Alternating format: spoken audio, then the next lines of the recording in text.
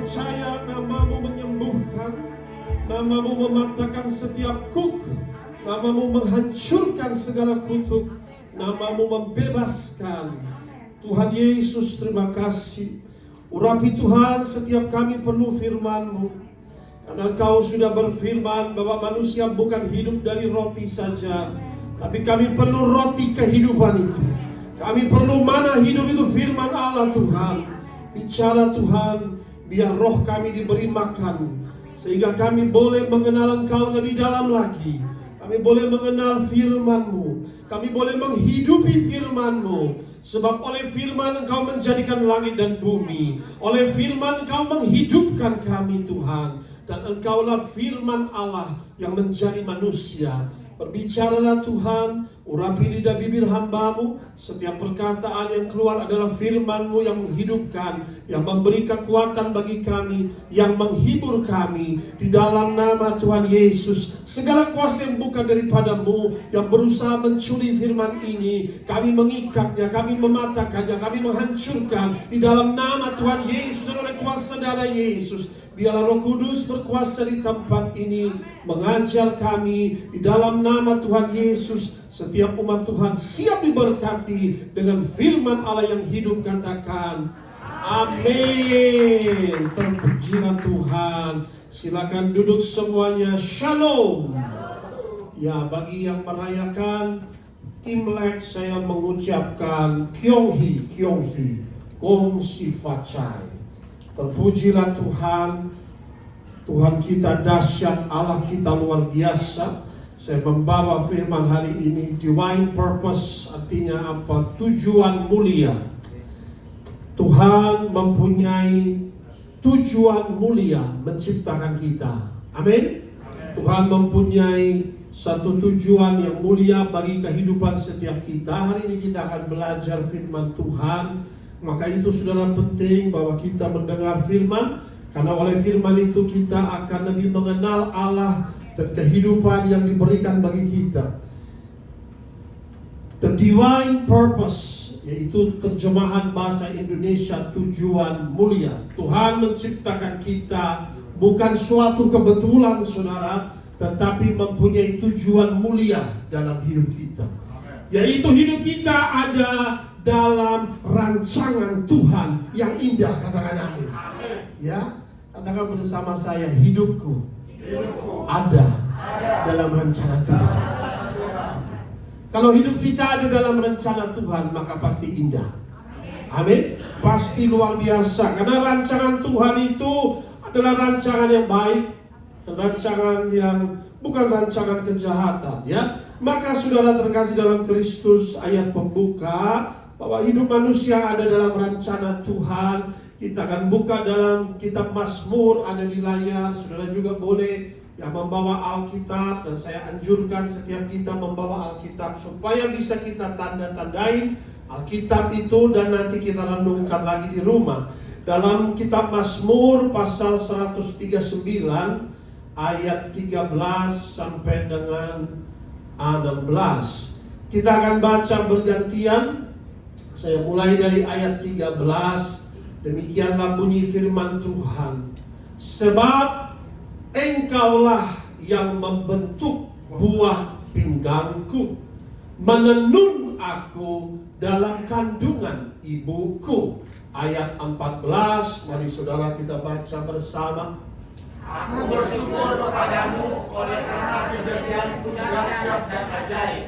Ajaib apa yang kau buat, dan jiwaku benar-benar mengenalinya. Ya, haleluya. Tulang-tulangku tidak terlindung bagimu. Ketika aku dijadikan di tempat yang tersembunyi, aku direkam di bagian-bagian bumi yang paling bawah. Ayat 16 sama-sama. Matamu melihat selagi aku anak-anak, dan dalam kitabmu semuanya tertulis hari-hari yang akan dibentuk sebelum ada satupun daripadanya. Amin. Ada kitab Tuhan dikatakan yang tertulis. Hari-hari kita bakal jadi anak, ya. Semuanya tertulis, dibentuk, ya, dikatakan firman Tuhan. Sebelum satu pun terjadi. Berarti ayat ini berkata apa? Hidup kita ini bukan suatu kebetulan. Masa kita kanak-kanak, masa bayi, masa remaja, masa dewasa, lalu menikah, lalu juga mulai masanya sudah mulai tua, dan akhirnya juga sampai meninggal. Semua hari-hari itu tertulis oleh Tuhan, katakan amin. Wow. Jadi kita belum mengerti ternyata itu kelahiran sampai mati kita itu semuanya sudah tertulis di tangan Tuhan. Maka dikatakan demikian, sebab engkaulah membentuk buah pinggangku, ditenunlah kita di dalam kandungan ibu kita. Jadi sejak kita berada dalam kandungan ibu kita, sejak usia embrio baru ada kehidupan saudara itu. Usia 1 hari dewan saja saudara, Tuhan sudah mengenal engkau, katakan amin. Itu ada kehidupan. Tuhan bilang, aku nih menenun engkau, ditenun. Sejak engkau dalam kandungan ibumu, engkaulah yang membentuk buah pinggangku, kata firman ini. Menenun aku dalam kandungan ibuku. Maka saudara terkasih dalam Kristus, hidup ini patut disyukuri, katakan amin. Aku bersyukur oleh karena kejadianku dahsyat dan ajaib. Ajaib yang kau buat, jiwaku benar-benar menyadarinya. Saudara dijadikan dahsyat, katakan amin. Dan ajaib, katakan amin. Saudara harus bersyukur pada Tuhan, katakan amin. Aku bersyukur, kata Pemas, kejadianku ini dahsyat. Kejadianku ini ajaib, bukan suatu kebetulan, saudara terkasih dalam Kristus, ya. Berarti inilah saudara terkasih dalam Kristus, setiap kita berharga di mata Tuhan. Maka kita harus wajib bersyukur kepada Tuhan, ya. Ada tujuan mulia, ada divine purpose. Maka itu kita harus mengenal Allah. Hidup kita ini mempunyai tujuan, saudara, bahwa kita harus mengenal Sang Pencipta yang menciptakan kita. Ada misi yang ternyata sudah Tuhan berikan bagi setiap kita, saudara terkasih dalam Kristus, ya. Maka dikatakan di sini jelas sekali, ya, jelas firman-Nya. Dalam bahasa aslinya, tulang-tulang tidak terlindung, tidak tersembunyi, artinya, ya. Tulang-tulang aja yang dibuat itu tidak tersembunyi. Setiap urat, setiap tulang yang ada berapa banyak dalam tubuh kita lebih mengetahui Tuhan daripada dokter, saudara, katakan amin. Berapa tulang yang ada, berapa gigi, semua Dia yang ciptakan semua, saudara. Tulang-tulang ini semua tak tersembunyi di matamu Tuhan. Ketika aku dijadikan sekalipun di tempat yang tersembunyi, sekalipun tidak ada yang tahu, direkam di bagian bumi paling bawah, matamu sudah melihat. Selagi aku bakal anak, nah, masih ada dalam kandungan, Tuhan sudah mengenal, Tuhan sudah melihat, ya. Nah, inilah sudah ditentukan destininya anak itu, ya. Maka dalam bahasa Indonesia dikatakan takdirnya anak ini sudah ditentukan. Jadi apa, ya? Makanya kitab berkata dalam Injil maupun dalam Perjanjian Lama, anak bayi yang mau lahir dikatakan muncullah malaikat Gabriel, anak yang kau akan lahirkan nanti ini akan menjadi nabi, mengenai Yohanes Pembaptis, ya. Lalu dikatakan kepada Maria, anak yang kau lahirkan akan menjadi juru selamat. Jadi setiap anak mau lahir, mau dia jadi pejabat, mau dia jadi polisi, mau dia jadi PNS, mau dia jadi guru, mau dia jadi raja, mau dia jadi pengusaha, mau jadi apapun, sudah ada suratan takdirnya dari Tuhan, katakan amin. Ternyata sudah ada. Mau dia jadi pelayan Tuhan, mau dia jadi hamba Tuhan, destininya sudah ditetapkan oleh Tuhan. Ternyata saudara, sudah tertulis, ini tidak bisa lari, saudara. Dari namanya destiny atau sudah Tuhan tentukan, ya, berkatnya sudah disediakan oleh Tuhan. Nah, inilah yang kita belajar hari ini. Ternyata hidup manusia itu ada dalam rancangan Tuhan yang indah, saudara. Rencana Tuhan yang indah, jalan-jalan manusia sudah ditentukan oleh Tuhan. Bagaimana hidup manusia ada dalam rencana Tuhan yang indah. Next slide, saudara. Kita akan baca, Pak Jimmy akan bacakan hidup manusia ada dalam rencana Tuhan yang indah dalam kitab Yeremia pasal 29 ayat 11, rencana Tuhan yang indah dalam hidup manusia. Sebab aku ini mengetahui rancangan-rancangan apa yang ada padaku mengenai kamu.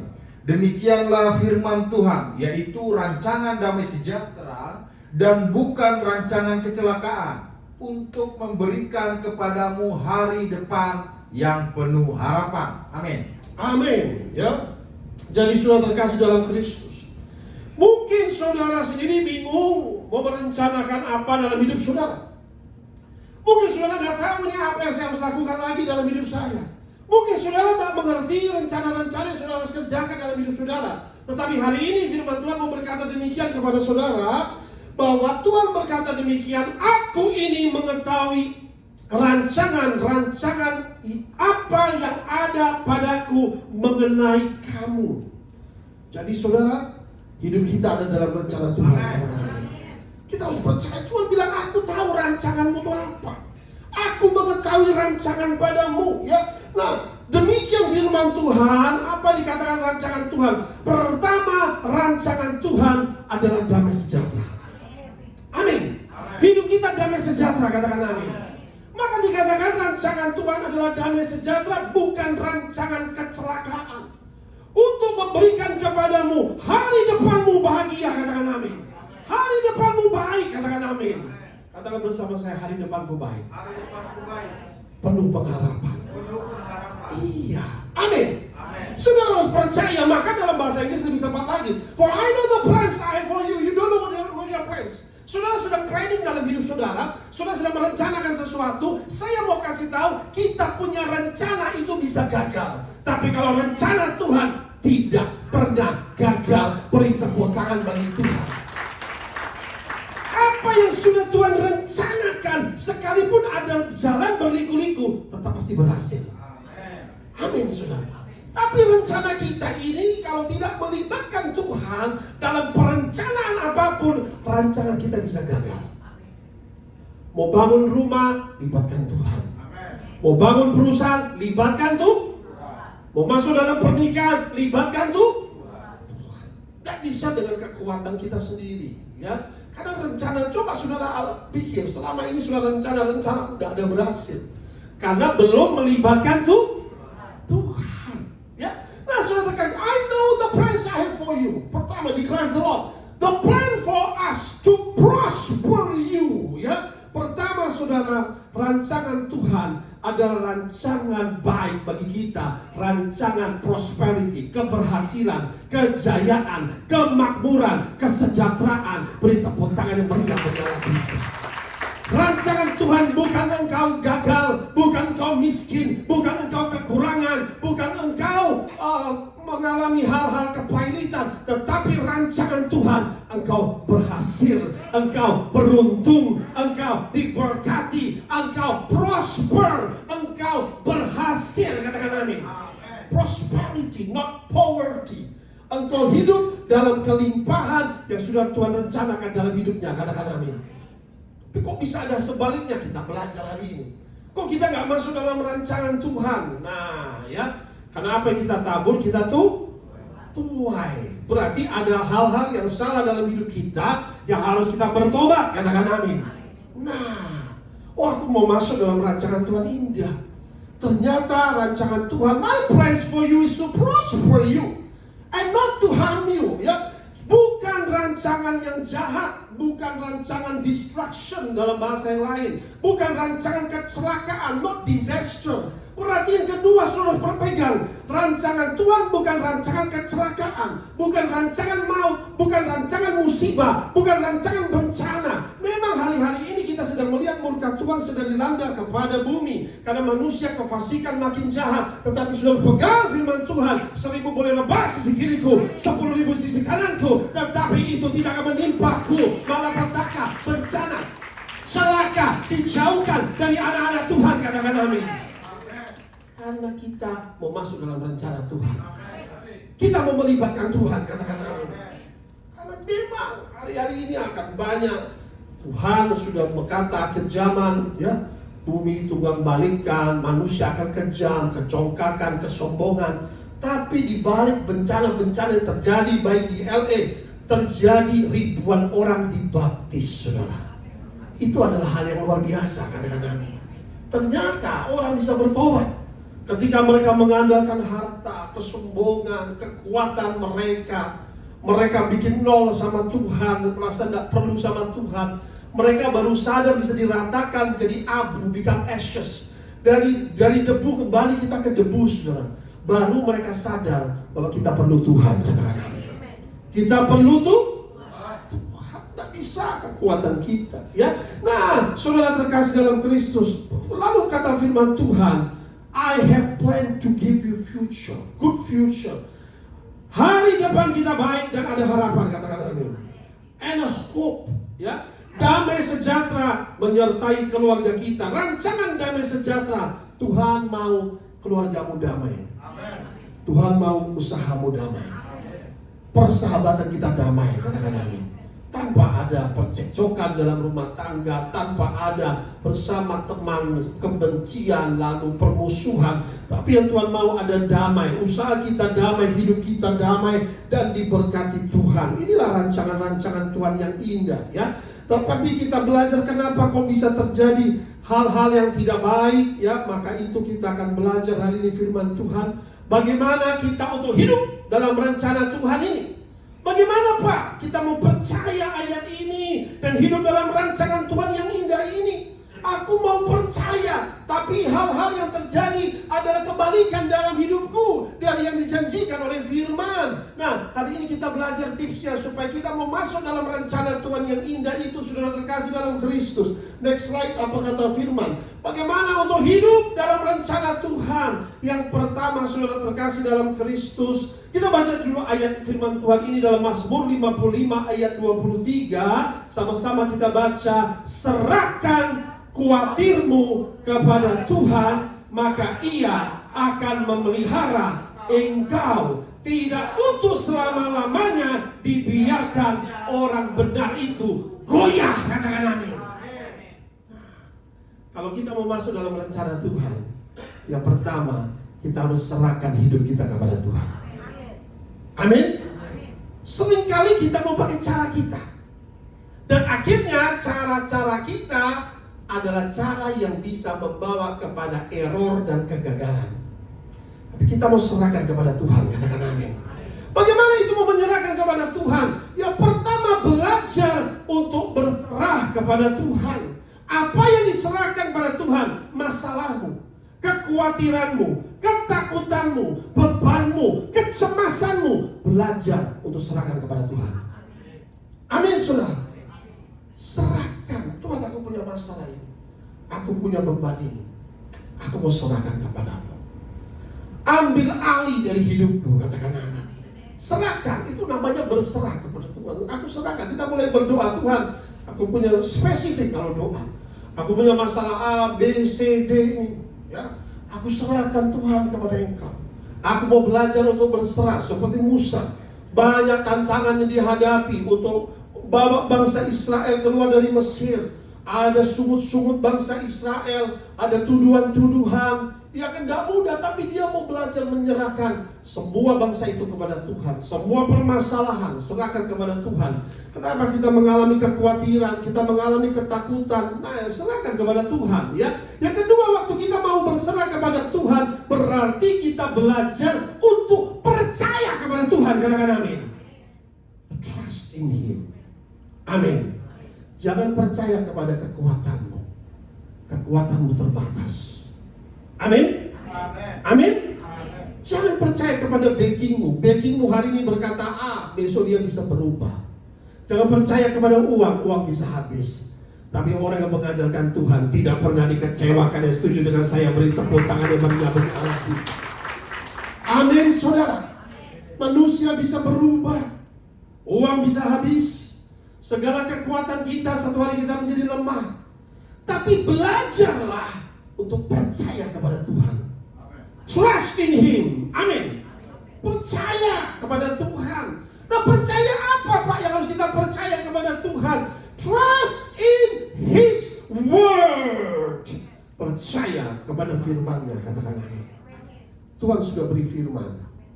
Ini menjadi pegangan hidup kita, katakan amin. Baca firman-Nya. What is in His Word? Percaya kepada janji-janjinya, katakan amin. I trust on the promises of God. Amin. Percaya. Orang benar akan hidup oleh iman dan oleh percayanya itu. Itu saudara. Mulai belajar berserah, mulai belajar percaya kepada Tuhan, mulai percaya kepada firman-Nya dan janji-janjinya. Yang ketiga, ya, Tuhan tidak pernah berkata orang kalau tidak mengalami badai. Mengikut Yesus, murid-murid pun mengalami badai. Ada badai, Yesus ada di perahu itu, ada badai.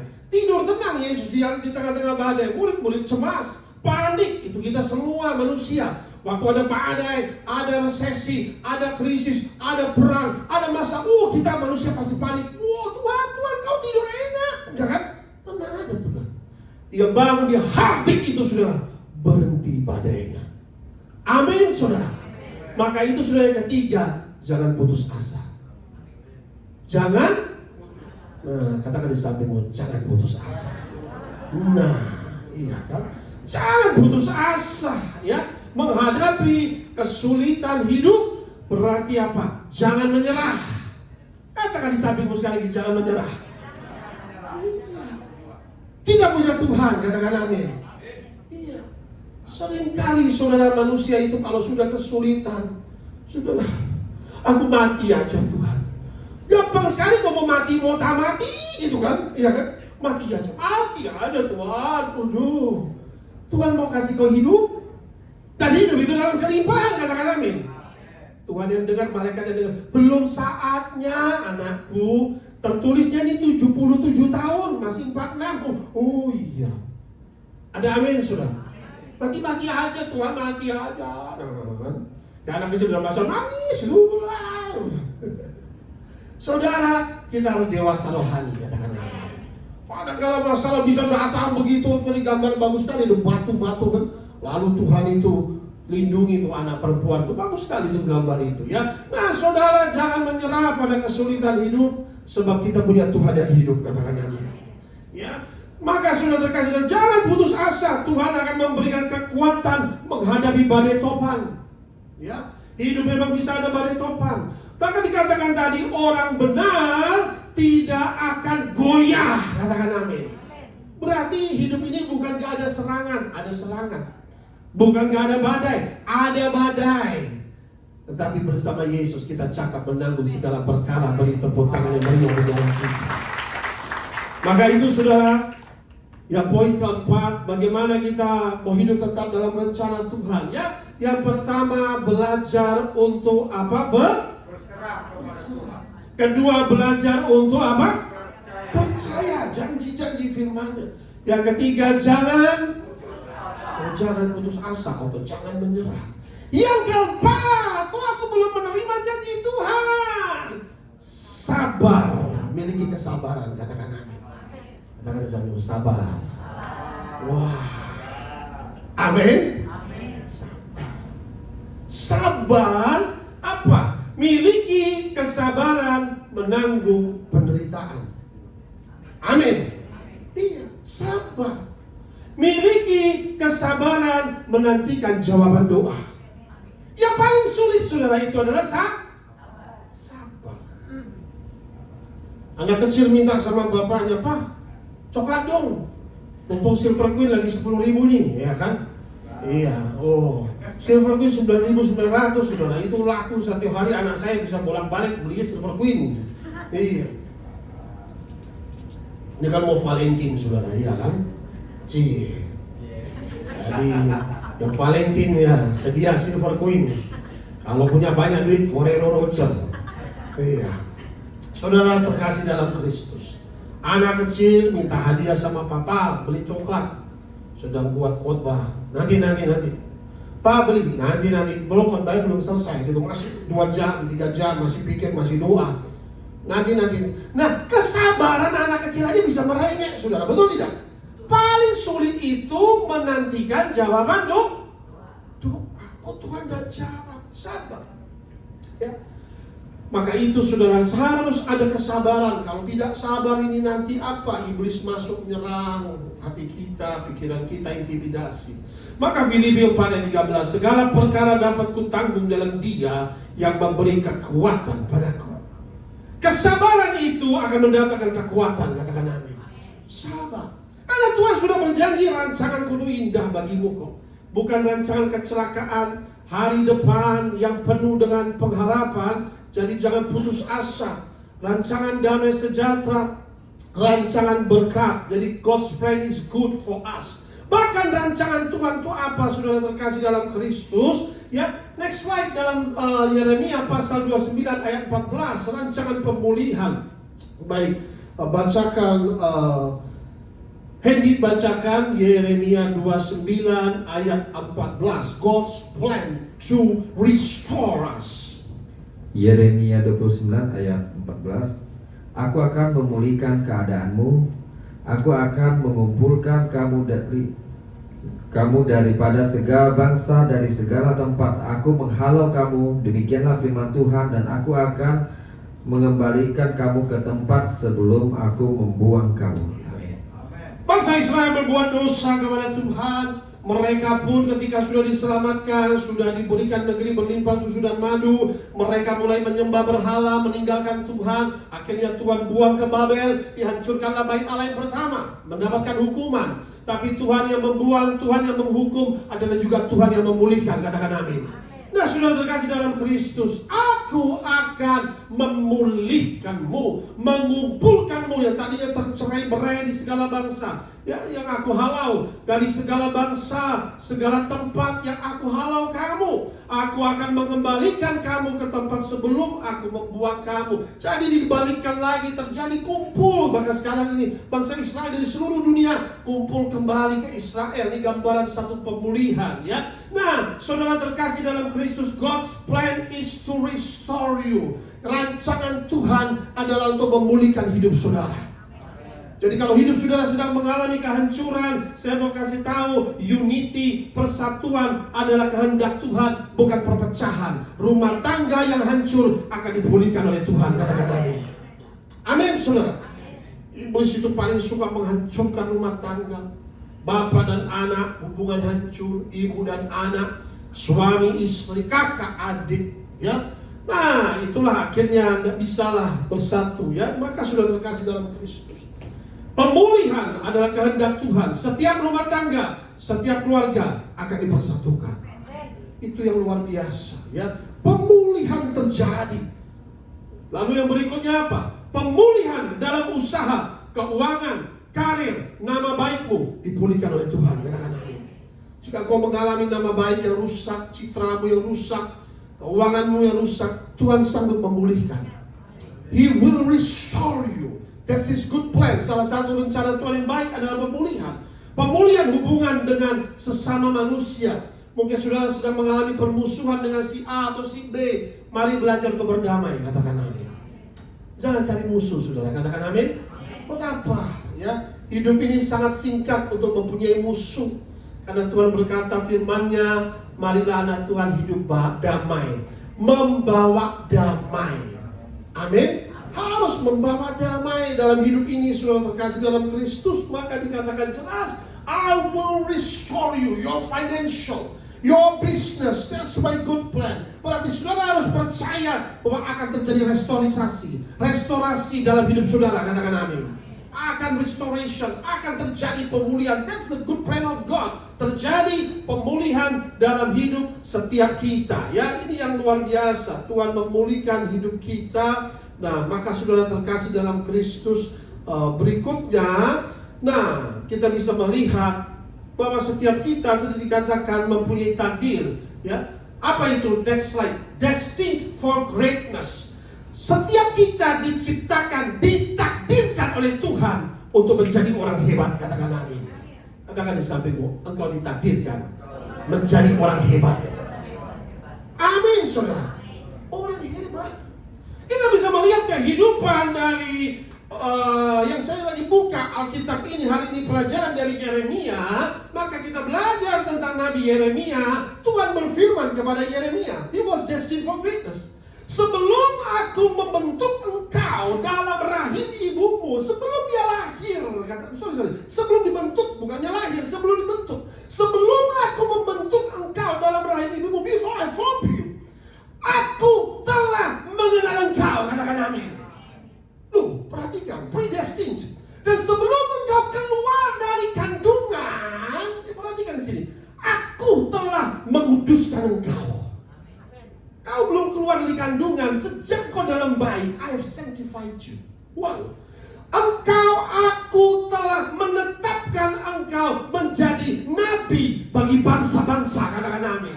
Jadi Yeremia ini secara di dalam kandungan, baby yang ada di dalam, he is already a prophet. Dia adalah bayi, apa tuh bahasa Indonesianya, nabi yang sudah ditentukan oleh Tuhan. Dalam bahasa Inggris dikatakan ordained, ya, ordained dan disanctify. Berarti dia ditetapkan, dia dikuduskan, dia ditabiskan oleh Tuhan menjadi nabi sejak dalam kandungan. Katakan amin. Amin, saudara. Luar biasa. You never know that you are born a king. Makanya dikatakan waktu Maria, engkau melahirkan raja segala raja. Ternyata itu raja. Engkau nggak tahu ketika engkau sedang mengandung, engkau bisa mengandung raja, mengandung nabi, mengandung seorang orang yang hebat dalam kandungan itu. Maka itu sudah terkasih dalam Kristus. No abortion. Tuhan tidak boleh, tidak mengizinkan abortion, itu killing of babies. Kalau coba ibu dari Yeremia mengaborsi, maka bangsa Israel pada itu, generasi itu akan kehilangan nabi yang luar biasa dalam kehidupan mereka. Ada amin. A prophet since in the womb of the mother. Dia adalah seorang nabi, saudara. Jadi ternyata sejak dalam kandungan Tuhan sudah mempunyai destinasi dalam hidup Yeremia menjadi nabi. Menjadi nabi yang luar biasa. A prophet sanctified and ordained in the womb. Nah, jadi saudara terkasih dalam Kristus. Maka itu disinilah ada orang yang nanti, nah kita bisa melihat perjalanan hidup Yeremia. Dia nggak tahu. Dia bayi, dia lahir sebagai kanak-kanak, maka minum menjadi umur remaja. Dia nggak pernah pikir untuk menjadi nabi. Tapi karena Tuhan sudah menentukan waktu dia sudah dewasa, panggilannya dia bisa lari, tetap dia menjadi nabi Tuhan. Katakan amin. Amin, saudara.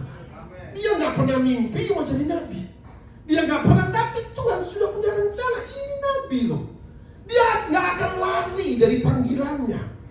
Nah, until you discover your destiny. Saya pun nggak pernah mimpi jadi pendeta, sudah. Sampai kurang lebih 15 tahun lalu Yesus menepuk pundak saya 3 kali. Aku, Yesus Kristus, berkata padamu, engkau hamba Tuhan, akan dipakai luar biasa. 3 kali perkataan yang sama baru Tuhan berkata laksanakan. Ternyata I was destined. Ternyata disinilah saya renungkan berulang kali. Saya ditetapkan Tuhan ordain, ditetapkan, dikuduskan untuk menjadi hambanya. Katakan amin. Gak bisa lari, saudara, dari panggilan itu. Katakan amin. Seperti Yunus ditetapkan untuk memberitakan memberitakan kabar baik, pertobatan kepada bangsa Niniwe. Makin dia lari masuk perut ikan. Kita nggak boleh lari dari panggilan Tuhan. Katakan amin. Kita harus taat. Waktu Tuhan sudah memanggil engkau, Tuhan akan bertanggung jawab. Katakan amin. Ada orang dipanggil menjadi pengusaha, menjadi raja, menjadi presiden, macam-macam panggilan orang. Nah, ternyata ini panggilannya, he is a prophet. Yeremia diurapi, dikuduskan, ditetapkan, ditabiskan Allah sebagai nabi sejak dalam kandungan. Oh, luar biasa, saudara. Allah sudah menentukan jalan hidup manusia sejak dalam kandungan. Katakan amin. This is a destiny. Takdir manusia adalah rancangan Allah dalam hidup manusia. Itulah arti takdir. Jadi rencana Tuhan yang indah. Untuk apa dia menjadi nabi? Nabi itu apa sifat? Iya kan? Coba kita lihat. Apa itu menjadi nabi? Next slide. Tetap dalam Yeremia 1:9 Yeremia pasal 1 ayat 9 sampai 10 yang artinya apa? Seorang nabi adalah juru bicara Allah, penyambung lidah Allah. Ada amin. Itu nabi, ya. Tuhan berkata, kau juru bicaraku, ya. Nah, sudah seperti apa? Lalu Tuhan mengulurkan tangannya, menjamah mulutku. Tuhan berfirman kepadaku, kata Yeremia, sesungguhnya aku menaruh perkataan-perkataanku ke dalam mulutmu. Katakan amin. I put my words on your tongue, on your lips. Ketahuilah pada hari ini, aku mengangkat engkau atas bangsa-bangsa, atas kerajaan-kerajaan, untuk mencabut dan merobohkan, untuk membinasakan dan meruntuhkan, untuk membangun dan menanam. Mulut nabi ini, saudara, memang terbukti Yeremia. Waktu dia ngomong ini hancur kerajaannya, hancur. Walau dia dilawan oleh bangsa-bangsa, oleh raja-raja, Tuhan berkata apa? Mereka akan melawanmu, mereka akan menyerangmu, tapi mereka tidak akan menang, sebab aku besertamu. Beri tepuk tangan yang meriah bagi Allah. Tidak mudah jadi nabi. Yeremia ini mengalami penganiayaan, penderitaan karena setiap perkataannya terjadi. Bahkan ketika dia berkata raja ini dia akan diberkati. Tuhan yang ngomong kok, dia aduh Tuhan aku nggak mau. Bilang nanti ini dihancurkan. Kenapa Tuhan? Karena ini dosa kota ini. Benar hancur, saudara. Jadi saudara, artinya apa? Dari sini jaga mulut kita, katakan amin. Mulut kita punya kuasa. Amin. Mulut kita punya kuasa untuk menghancurkan, untuk merobohkan, untuk bernubuat. Perkatakan perkataan yang baik dalam hidup. Jangan mati aku, jangan hancur aku. Karena rancangan Tuhan bukan kehancuran, bukan kecelakaan, tetapi hari depan yang penuh pengharapan. Rancangan damai sejahtera, rancangan untuk diberkati, rancangan kau naik jadi kepala, bukan jadi ekor. Katakan amin, saudara. Amin. Jaga perkataan kita, karena perkataan kita ini artinya mulut anak Tuhan penuh kuasa.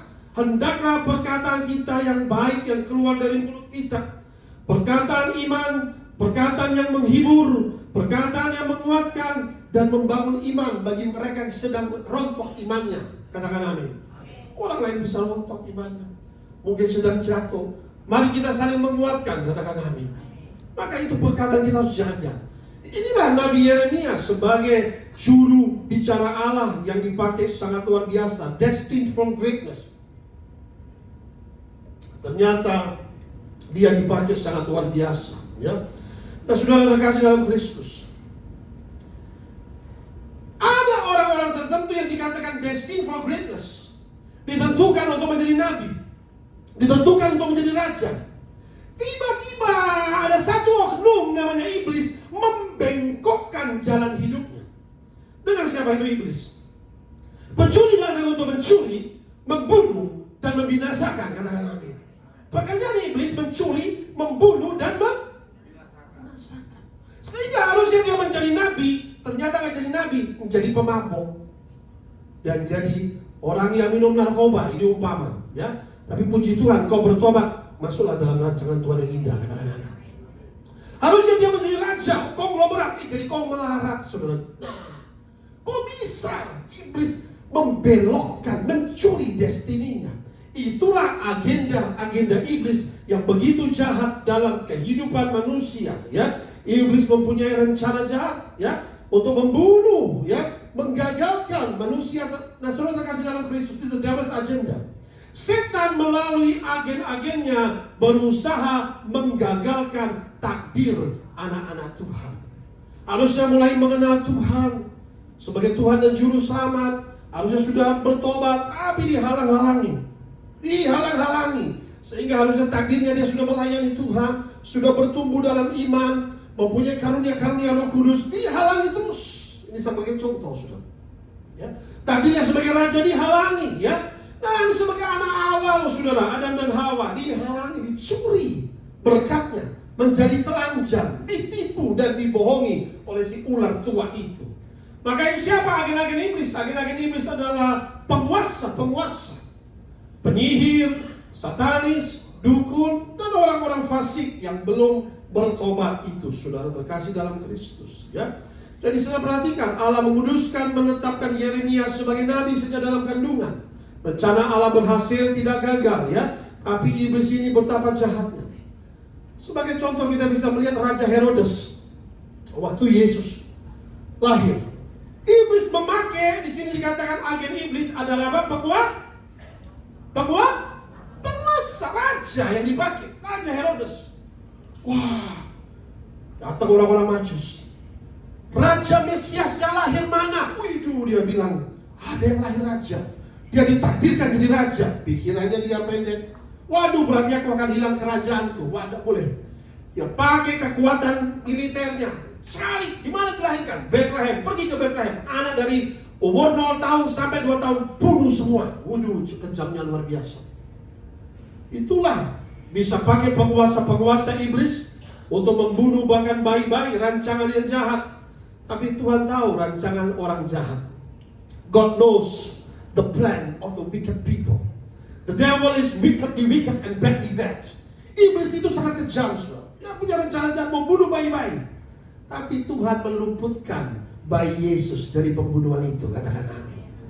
Sebelum terjadi, Tuhan kirim orang Majus, sediakan emas, kemenyan dan mur, kasih mimpi Yusuf, pergi ke Mesir, bawa anakmu ini, dan bawa ibunya, karena ada nanti Herodes mau mengejar, mau membunuh. Nanti kembali lagi, waktunya ketika Herodes sudah meninggal. Nah, sudah dekat dalam Kristus.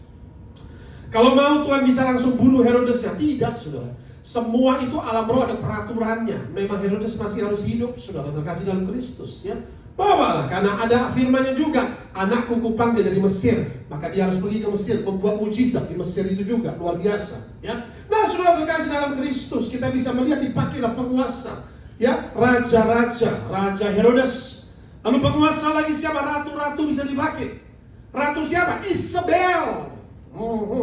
Makanya kalau nama Isabella harus diganti. Ada amin. Ya, ganti yang baru. Karena Isabel itu adalah ratu yang begitu jahat. Dia menyembah berhala, menyiapkan 400 nabi palsu, ya. Bahkan nabi-nabi dibunuh oleh Isabel. Sehingga tinggal satu nabi yang masih hidup pada saat itu, Nabi Elia.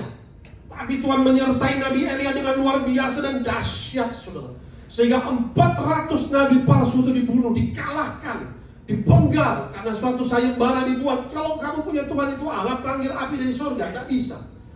Tuhan Elia ketika berdoa, api turun dari langit menjilat semua korbannya, bahkan menjilat air. Itulah api Tuhan yang menghanguskan. Kaget mereka karena kalah disembelih, sudah. Tapi Elia yang penuh kuasa dan sangat luar biasa ketika diintimidasi oleh Ratu Isabel. Isabel sudah berhasil membunuh nabi semua. Tinggal satu nabi, kubunuh dia.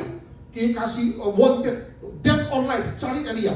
Takut Elia, lari Elia. Seorang nabi yang luar biasa ketika ada stres, ketika kecemasan menghantui, ketika ada intimidasi, lupa dirinya adalah seorang nabi yang mulutnya penuh kuasa untuk merobohkan, untuk menanam. Katakan amin, saudara.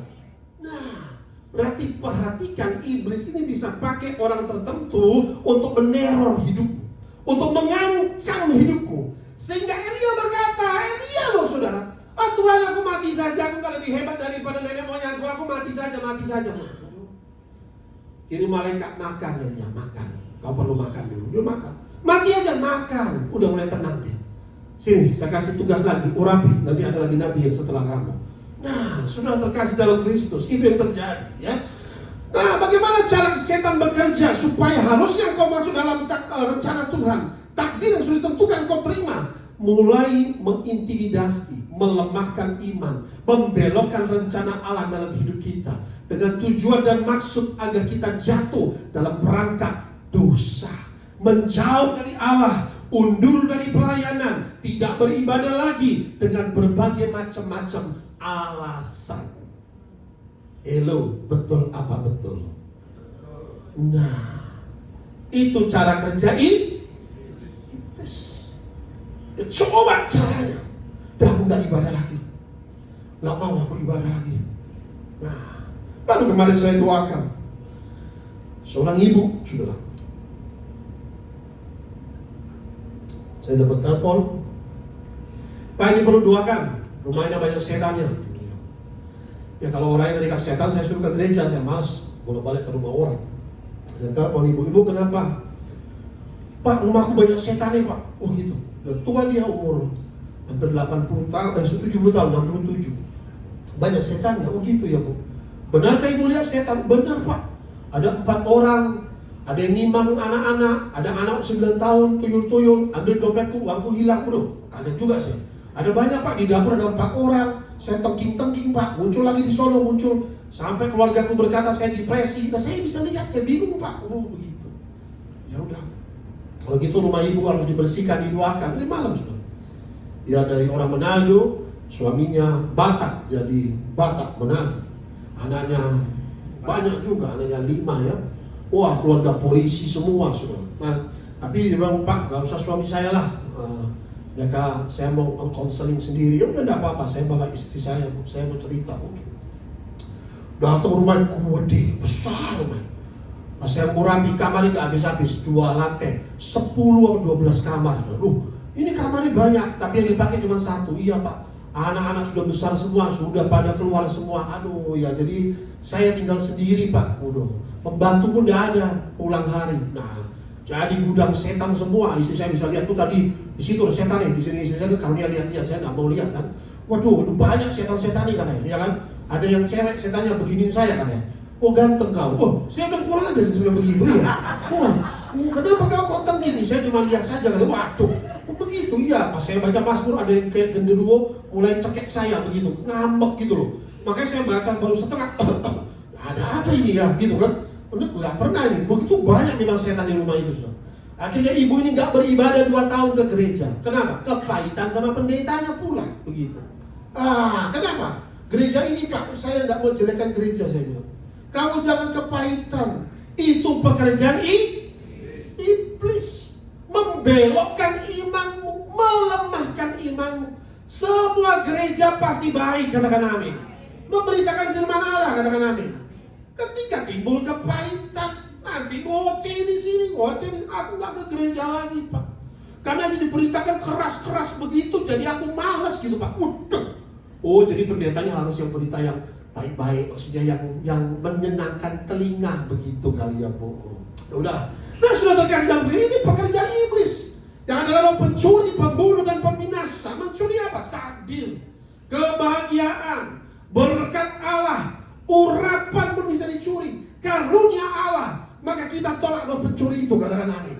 Iblis itu roh pencuri, pembunuh, pembinasa. Identitasnya Tuhan kasih jelas. Ya, tidak ada berkatnya dari iblis. Penyihir, penipu tuh, dukun penipu. Ya, lalu apa yang dibunuh? Bagaimana iblis membunuh? Iman sudah. Kalau imannya sudah dibunuh, mati rohani. Seperti iblis membunuh imannya. Bagaimana iman dibunuh? Ketika jatuh dalam dosa, memberontak terhadap Allah, mulai tidak percaya firman, mulai membelokkan firman Tuhan, mulai menggampangkan firman Tuhan. Ya, membinasakan baik tubuh. Bagaimana membinasakan tubuh dan jiwa di neraka? Ya, maka ini bisa apa? Penderitaan manusia. Ketika manusia nangis, sedih, darah manusia, daging manusia. Ini the devil's agenda. Betapa jahatnya ya. Tipu daya iblis ini, saudara terkasih dalam Kristus ya, yang membuat pikiran cemas, tujuan-tujuan yang begitu jahat, saudara perhatikan ya. Nah, saudara terkasih dalam Kristus, solusinya apa ya? Supaya kita ini bisa mengalahkan si jahat ini, saudara terkasih dalam Kristus, selalu ada solusi dalam firman Tuhan. Next slide. Crucify your flesh. Salibkan kedaginganmu. Firman Tuhan berkata dalam 1 Yohanes pasal 2, itu saudara bacakan ayat 15-17. Kalau kau mau menang, ini nggak ada jalan keluar. Ini jalannya. Salibkan kedaginganmu dalam 1 Yohanes pasal 2, 15-17.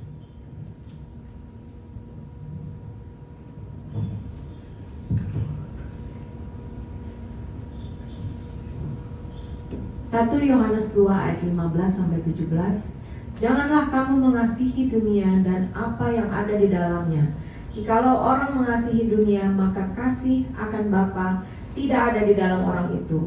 Sebab semua yang ada di dalam dunia, yaitu keinginan daging dan keinginan mata serta keangkuhan hidup, bukanlah berasal dari Bapa, melainkan dari dunia. Dan dunia ini sedang lenyap dengan keinginannya, tetapi orang yang melakukan kehendak Elohim tetap hidup selama-lamanya. Amin. Perhatikan. Janganlah kamu mengasihi dunia dan apa yang ada di dalamnya. Artinya pertama, poin pertama, jangan duniawi, katakan amin. Jangan duniawi.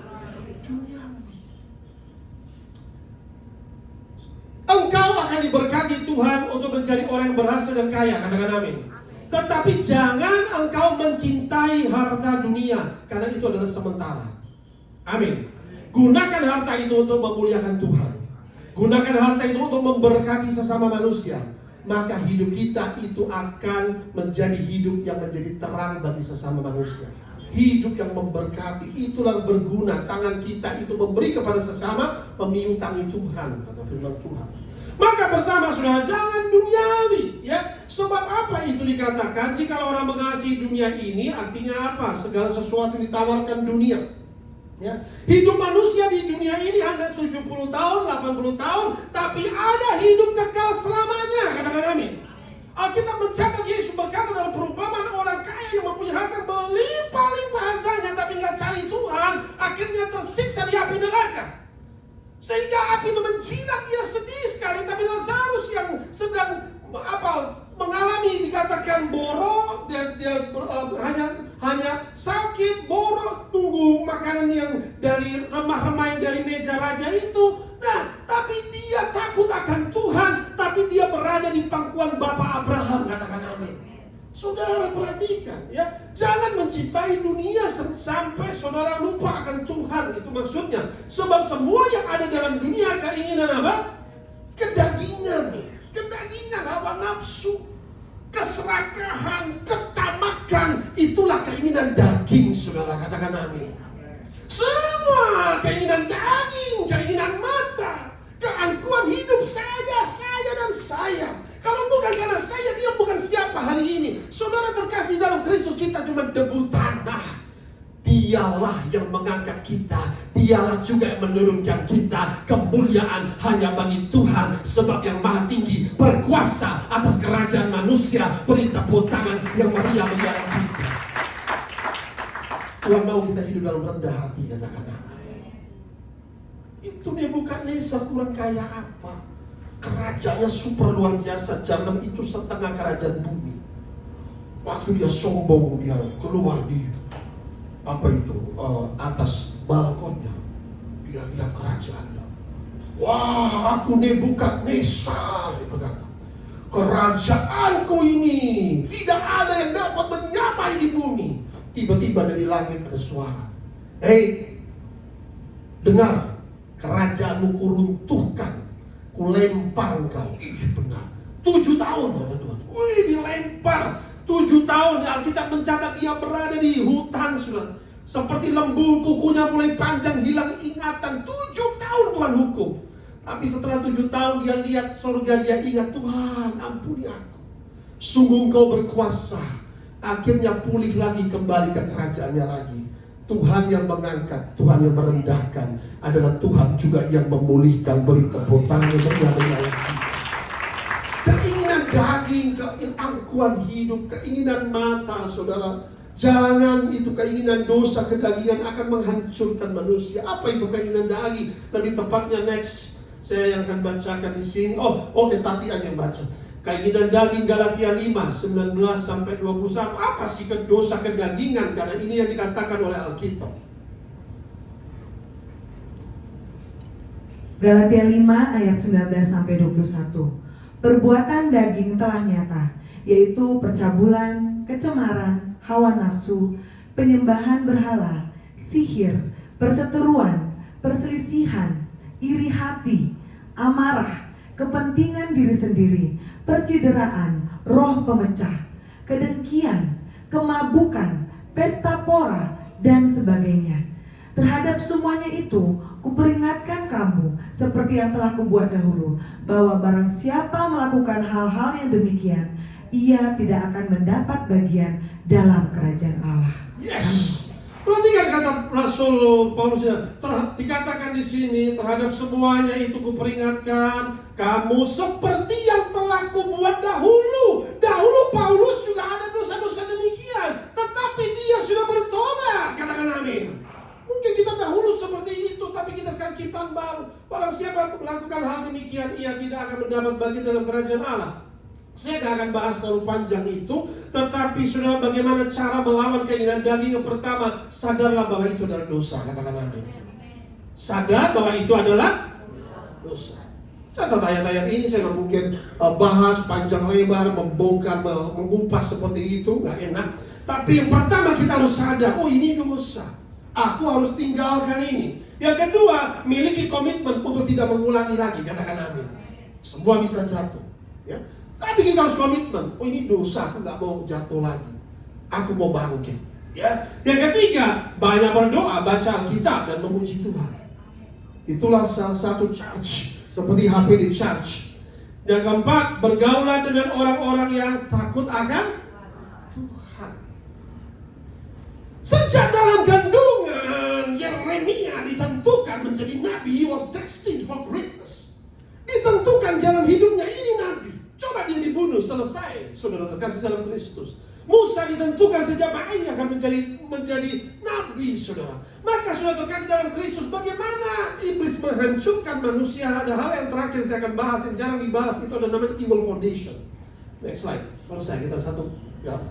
Nah, ini evil foundation ini yang disebut dengan inverted destiny, takdir yang ditukar oleh iblis. Harusnya dia jadi raja, tapi jadi orang pengemis. Harusnya dia jadi nabi, ternyata bukan jadi nabi, hancur hidupnya, dihancurkan oleh iblis. Inverted destiny, cara dia mencuri dan diberikan karunia kepada orang lain. Nah, inilah. Don't kill your Jeremiah inside you. Jangan hancurkan karunia Allah yang sudah Tuhan berikan dalam hidupmu, katakan amin. Don't kill your Jeremiah inside you. Tuhan sudah buat kau menjadi nabi, menjadi rasul, menjadi guru, menjadi penginjil. Tapi itu dihancurkan. Harusnya kita sudah memberitakan Injil, menjadi saksinya, tapi diberhentikan oleh iblis. Bagaimana caranya? Pertama, saudara terkasih dalam Kristus, evil association. Pergaulan buruk. Hindari pergaulan buruk, katakan amin. Ini akan merusak hidup kita. Pergaulan dengan orang-orang yang positif, orang-orang yang baik. Siapa temanmu? Kalau semua temannya bergaulan buruk, kita akan terpengaruh. Itu berbahaya. Mulai menghindari. Kalau kita nggak kuat, kita menghindari dulu sampai kita menjadi kuat. Fondasinya kita mengubah mereka. Kita balik ke situ, ya. Ada satu di Tanjung Priok itu, dia dari preman, bertobat. Dia membuat preman-preman yang lain bertobat. Itu luar biasa. Akhirnya nggak ada tongkrongan-tongkrongan preman lagi. Dulu ada, luar biasa di satu gang itu. Nah, itu yang luar biasa ya. Yang kedua, evil foundation, dasar yang dihancurkan. Nah, iblis itu kalau Tuhan sejak usia bayi sudah ditentukan dengan fondasi menjadi seorang nabi. Nah, usia-usia kecil itu ternyata adalah usia yang rawan, saudara. Yang iblis hancurkan masa kecil dengan fondasinya hancur dasarnya. Akhirnya dia yang harusnya jadi orang hebat tidak menjadi orang hebat. Usia yang kecil itu yang diserang. Nah, inilah evil foundation. Fondasi jahat sejak masa kecil. Yang pertama adalah perceraian. Tuhan menentang perceraian, katakan amin. Perceraian orang tua ini membuat anak-anak terluka. Pikir baik-baik sebelum bercerai, katakan amin. Anak-anak terluka, hilang hati kasih bapak. Saya dari keluarga papa mama saya cerai, ya. Karena saya dulu bukan katakanlah papa mama saya belum kenal Tuhan, saya kenal Tuhan usia 25 tahun. Perceraian, hilang kasih bapak. Tapi puji Tuhan, ya, Tuhan memulihkan, katakan amin. Perceraian itu hilang kasih bapak. Tidak pernah rasakan kasih bapak. Ada orang sampai papa mamanya hilang kasih ibu. Nah, saudara terkasih dalam Kristus, ya. Hilang kasih bapak dan ibu, inilah foundation yang dirusak oleh iblis. Maka terjadi apa namanya? Luka batin. Ada amin. Itu fondasi yang hancur dari pertama. Tapi Tuhan mau memulihkan, katakan amin. Makanya dikatakan, bangunlah fondasimu di atas dasar iman Kristus, katakan amin. Kalau kau membangun fondasi di atas, ya katakan pasir, maka terjadi badai topan hancur. Maka ketika kau bangun di atas fondasi firman Tuhan dan iman Kristus dan batu karang itu, datang badai, banjir, tidak akan hancur. Maka Tuhan mau memulihkan yang hancur itu, katakan amin. Jangan biarkan dia hancur, maka Tuhan mau pulihkan itu, dikatakan tadi. Yang kedua, saudara, bagaimana masa kecil ini dihancurkan? Molestation, bahasa Inggris, atau pelecehan seksual. Anak yang mengalami pelecehan seksual masa kecil ini, saudara, dicabuli, inilah masuknya roh najis. Rape atau diduga paksa atau sodomais, ya. Masa kecil pelecehan seksual adalah pintu masuk roh jahat atau roh najis. Perlu namanya, ya itulah kenapa perlunya pelepasan. Yang ketiga, anak penolakan, unwanted child. Ketika dalam kandungan, anak itu adalah berkat, katakan amin. Ketika anak ini mau digugurkan, itu sudah ditolak anak itu. Yang tangkap si iblis. Muncul anak itu lahir menjadi anak nakal kayak setan kalau bahasa Jawanya. Nuwah kali koyok setan. Nah, saudara, itu namanya kutuk unwanted child. Jadi gede itu pasti yang anak unwanted child 1000% dia pasti ada kerasukan iblis, ada setannya. Itu sudah sah, saudara. Perlu namanya pemulihan, katakan amin. Perlu namanya doa pelepasan. Evil foundation, tidak ada gereja lain ajaran ini, saudara. Anak penolak ketiga inilah masa-masa kecil ketika mengalami false religion, kepercayaan palsu, okultisme. Nah, dia nggak kenal Tuhan, fondasinya sangat buruk. Lalu apa? Tumbal, pesugihan, sacrifice to idol, sacrifice to evil spirit, diserahkan kepada gua-gua gelap, pesugihan kepada gunung-gunung tertentu. Anak itu sudah menjadi tumbal. Pikirannya kacau, sehingga anak itu menjadi punya kelainan. Nah, fondasinya sudah hancur. Nah, sudah terkasih dalam Kristus, ya. Lalu apa? Dirajah, ditato disertai ilmu gaib. Bukan cuma tato buat gambar doang, tapi ada namanya satu raja. Orang ini pasti ngerti kalau orang yang kuasa gelap itu, dia cuma kasih begini doang, ya. Tapi itu diisi, ada mantranya. Anak bayi diisi. Nah, itu adalah satu portal yang terbuka, pintu roh jahat masuk. Bapak kau tahu, saya pelepasan 50.000 orang sudah. Dalam pelayanan pelepasan, why you enter? Kenapa masuk? Ada portal di belakang. Dia sudah diraja. Buka belakangnya, benar ada yang hitam di belakang. Nah, itu ternyata papanya okultisme, dia taruh anak bayi ini portal, diturunkan, wariskan ilmu, saudara. Nah, itu namanya raja, tato, ritual jompa jampi mantra. Evil dedication, bahasa Chinese dikuepang, ya kan? Atau ritual waktu bayi diserahkan kepada berhala atau roh nenek moyang, berbagai macam ritual dan lain sebagainya, ya. Evil foundation, ada nggak ayatnya Pak evil foundation? Nah, kita bahas selesai. Next slide. Makanya ayatnya di sini saudara, Mazmur 11 ayat 3. Jika dasar-dasarnya dirobohkan, apakah yang dapat dilakukan orang benar? If the foundation be destroyed with divorce, tadi dikatakan betapa banyak evil foundation, what can the righteous do? Makanya solusinya adalah doa pelepasan kutuk. Katakan amin. Tuhan datang berkata, pergilah, beritakan Injil, usirlah setan-setan, sembuhkanlah orang sakit, tahirkanlah orang kusta, bangkitkanlah orang mati. Engkau terima cuma-cuma, berikan cuma-cuma. Our God is a God who restore. Katakan amin. Tuhan mau merestorasi, katakan amin. Ternyata iblis ini betapa tipu dayanya, saudara. Dari masa kanak-kanak dia serang, ya. Harus dipatahkan kutuk dasar fondasi yang dihancurkan oleh iblis itu. Ya, maka sama-sama berkata dengan saya dalam nama Tuhan Yesus. Segala fondasi buruk, fondasi jahat di masa kecilku dihancurkan oleh darah Yesus dan aku dipulihkan dalam nama Tuhan Yesus. Haleluya. Amin. Beri tepuk tangan yang meriah-meriah lagi. Siapa mau dilecehkan? Tidak ada yang mau. Anak kecil ini korban, saudara. Ada yang maaf, saudara. Tanya yang mengalami dia jadi gay atau apa, dia juga nggak mau kok. Kalau kita tanya kenapa, omnya yang melecehkan. Aduh, kasihan. Nah, mereka pun perlu pemulihan. Katakan amin. Kasihan, saudara. Kenapa kamu jadi gini? Saya kata, om saya Pak, paman saya Pak sendiri yang lakukan. Akhirnya saya jadi suka sesama jenis. Aduh, kasihan sekali. Tuhan akan pulihkan. Maukah boleh sembuhkan? Iya. Saudara, saya percaya orang gak mau, ya. Orang jadi prostitusi karena dijebak, akhirnya dijual, akhirnya masuk lingkaran setan. Tapi seperti Maria Magdalena, Tuhan berkata, aku pun tidak menghakimimu.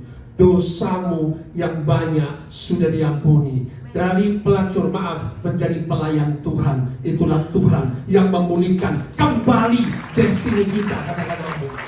Seburuk apa masa lalumu, mau kau pembunuh, masa lalumu seperti Barabas, Tuhan gantikan salibnya Barabas. Katakan amin. Tuhan adalah Tuhan yang memulihkan kita. Katakan amin. Jangan kita menghakimi orang lain. Mari saudara, tujuannya apa saudara? Agar kita dapat hidup dalam rancangan Tuhan yang indah. Tujuannya apa? Yaitu doa pelepasan kutuk. Agar karena gereja adalah bengkel rohani yang menyembuhkan jiwa, roh, dan tubuh manusia. Tujuannya apa? Agar kita dapat menjadi saksi Tuhan yang efektif, memberitakan Injil, mengusir setan-setan, menyembuhkan orang sakit. Kemuliaan bagi Tuhan kita. Terima kasih Tuhan Yesus. Haleluya. Rancanganmu indah dan damai sejahtera. Amin.